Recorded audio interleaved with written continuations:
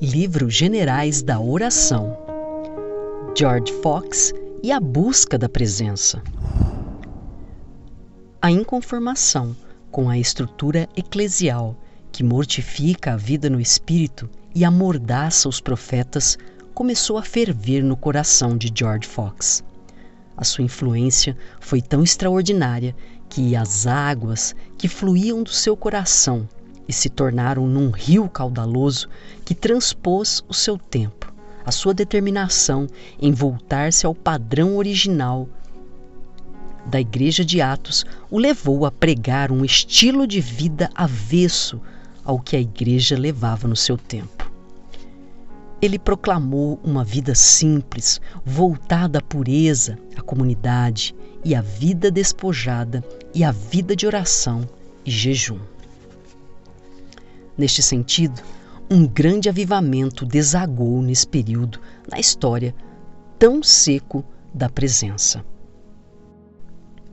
A inconformação de Fox o levou a criar, em 1952, o movimento Quaker. Este movimento ficou conhecido como a Sociedade dos Amigos, que reagiu contra o que considerava abusos da Igreja Anglicana, colocando-se como sob a inspiração direta do Espírito Santo. Por esta razão, ele foi muitas vezes perseguido e preso. Fox acreditava que cada pessoa pode ter acesso contínuo direto à presença de Deus. A rejeição do sistema da liturgia ossificada do anglicanismo levou os Quakers a se reunirem nas casas. A impossibilidade de se realizarem suas reuniões em templos os levou à organização do movimento em grupos pequenos. A perseguição ao grupo fez das casas um lugar estratégico de oração, culto, planejamento e evangelização. Por isso, os Quakers cresceram rapidamente. O maior testemunho da autenticidade da sua fé é a perseguição, como previsto por Cristo para seus seguidores verdadeiros. Fox foi preso e levado aos tribunais mais de 60 vezes e condenado a passar mais de 6 anos em prisões horrendas. Na época, 13.000 Quakers foram presos e suas propriedades confiscadas. As casas são centros estrategistas do cristianismo. Em toda a história, a igreja cresceu mais a partir das reuniões nos lares. Os grupos pequenos, também denominados de grupos familiares ou células, desempenharam um papel fundamental no avanço do cristianismo.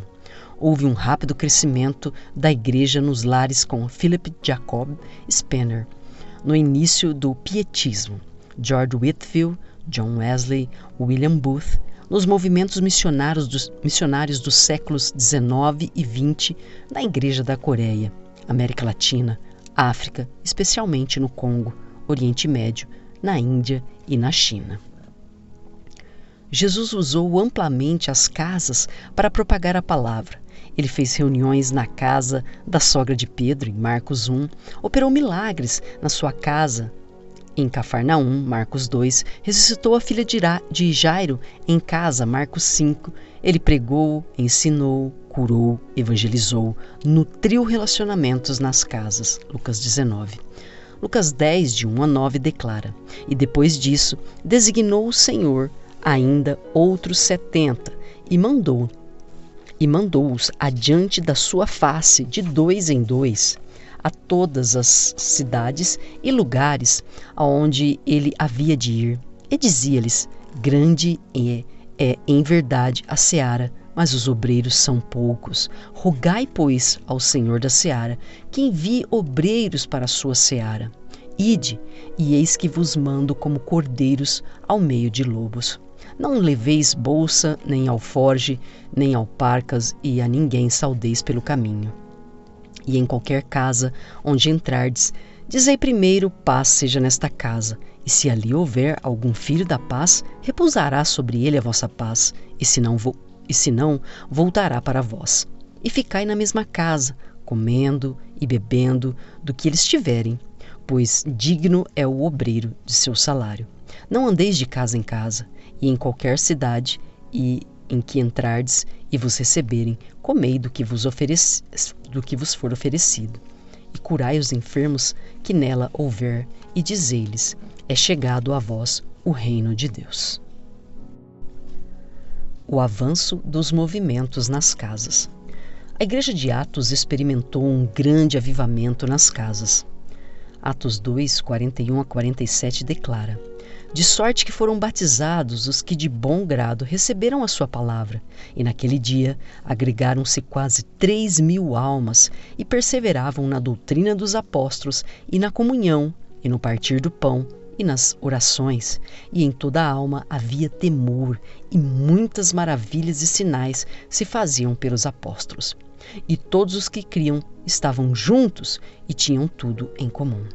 E vendiam suas propriedades e bens e repartiam com todos, segundo cada um havia de mister. E perseverando unânimes todos os dias no templo e partindo o pão em casa, comiam juntos com alegria e singeleza de coração, louvando a Deus e caindo na graça de todo o povo. E todos os dias acrescentava o Senhor à igreja aqueles que se haviam de salvar. Um grande avivamento emergiu dentro dos grupos pequenos entre os Quakers, alcançando centenas de milhares de pessoas, mesmo em meio à intensa perseguição. Muitas sociedades de amigos se espalharam pela Inglaterra enquanto o destemido George Fox pregava. Nos lares em que realizavam suas reuniões, os aristocratas e as pessoas comuns adoravam juntos. Não existia clero específico algum, e tanto homens quanto mulheres podiam falar conforme se sentirem liderados pelo Espírito. Em 1644 nasceu William Penn, que em 1667 se tornou Quaker, tornando-se o mais conhecido deles em todos os tempos. Ele recebeu terras do rei Carlos II na América do Norte e nesse solo fértil disseminou a sua crença. A política tolerante de Penn atraiu imigrantes de todas as partes. Em 1700, havia Quakers reunidos em todas as colônias da Nova Inglaterra.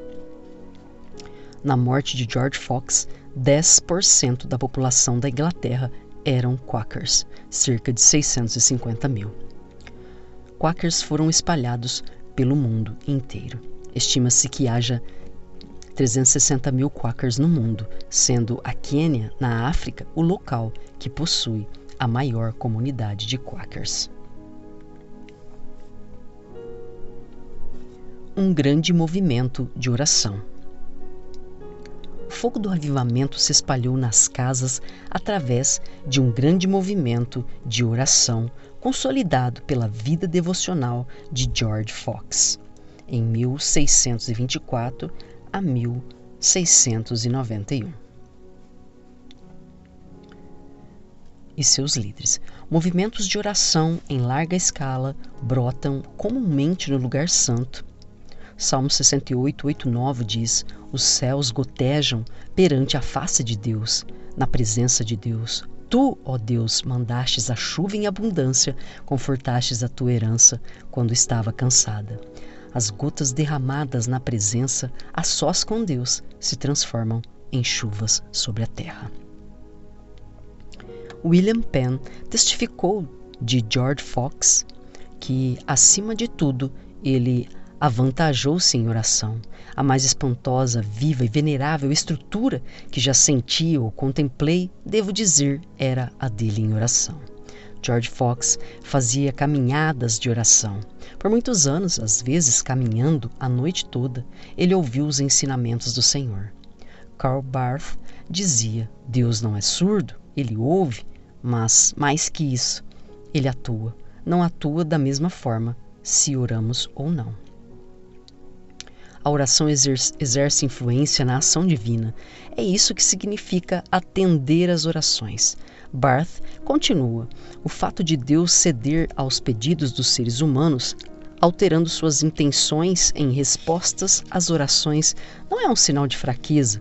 Ele mesmo, na glória de sua majestade e poder, quis que fosse assim. Tudo isso deve ao seu precioso amor. Ele quer que você mergulhe diariamente nas águas do seu amor e tenha todas as áreas da sua vida revolucionadas pela sua presença. Jeremias 31:3 diz: há muito que o Senhor me apareceu, dizendo: porquanto com amor eterno eu te amei, por isso com benignidade te atraí. As caminhadas de oração realizadas por George Fox eram para aprofundar o relacionamento com o Espírito Santo e familiarizar-se com a sua voz amorosa. Guiados pelo Espírito Santo. George Fox ensinava sobre a importância de sermos guiados pelo Espírito, ouvindo seus sussurros e a sua voz suave. Fox proclamava a necessidade de andar no Espírito de Deus, mergulhar na palavra de Deus e na presença. Era um grande pregador e um tremendo homem de oração. Conta-se que os edifícios se abalavam quando orava. Ele procurava sempre mostrar como os desejos e afetos para o mundo poderiam ser crucificados enquanto se está vivendo na luz. Fox proclamava a mensagem da cruz de Cristo. Certo dia, em 1647, ouviu uma voz que lhe disse: existe um igual a Jesus Cristo que pode falar a ti. Isso provocou uma grande mudança na vida de Fox, que dali em diante dedicou-se a seguir a luz interior que Deus dera a ele e a todos que seguiam a Deus. Todos os cristãos, todos os amigos de Jesus, tinham acesso imediato a Deus. Fox ensinava que ao seguir a luz de Deus que Deus dera, eles poderiam destruir o poder de Satanás e o fardo do pecado. Em 1652, ele teve uma visão que marcou a sua vida. Daí por diante, começou a ensinar que Deus fala diretamente a qualquer pessoa. O termo crack vem do inglês quark, pessoa que treme, e foi cunhado para descrever exatamente as experiências místicas que algumas pessoas estavam vivendo. Fox foi preso 8 vezes durante a sua vida, mas foi pioneiro nos cuidados para com os pobres, idosos e mentalmente enfermos. Propunha reformas nas prisões, opunha-se à pena de morte, à guerra e à escravidão e defendia o tratamento justo dos índios na Nova Inglaterra. O ensinamento simples, mas convincente, de Fox atraiu outras pessoas. Os amigos, nome pelo qual chamavam uns aos outros, não faziam votos ou juramentos, vestiam-se de maneira simples, comiam pouco, falavam a verdade e eram totalmente honestos. Eles se opunham à participação nas guerras. Apesar da oposição do governo, protestavam contra o formalismo nos cultos, recusando-se a tirar o chapéu para qualquer homem e não davam contribuições ou ofertas à igreja oficial. George Fox advertiu: mas há para vós o perigo e a tentação de atrair vossas mentes para os vossos negócios, e criar-lhe empecilhos, de sorte que mal podeis fazer qualquer coisa para o serviço de Deus, pois haverá o clamor: meu negócio, e vossas mentes entrarão nas coisas em vez de discuti-las. E então, se o Senhor Deus cruzar convosco e vos detiver no mar e na terra, e tirar vossos bens e costumes, vossas mentes sobrecarregadas se afligirão, pois estarão fora do poder de Deus. Permanecei na vida, no amor, na força, na sabedoria de Deus, em unidade uns com os outros e com Deus, e a paz e a sabedoria de Deus encherão os vossos corações, para que nada domine em vós, senão a vida que está no Senhor Deus.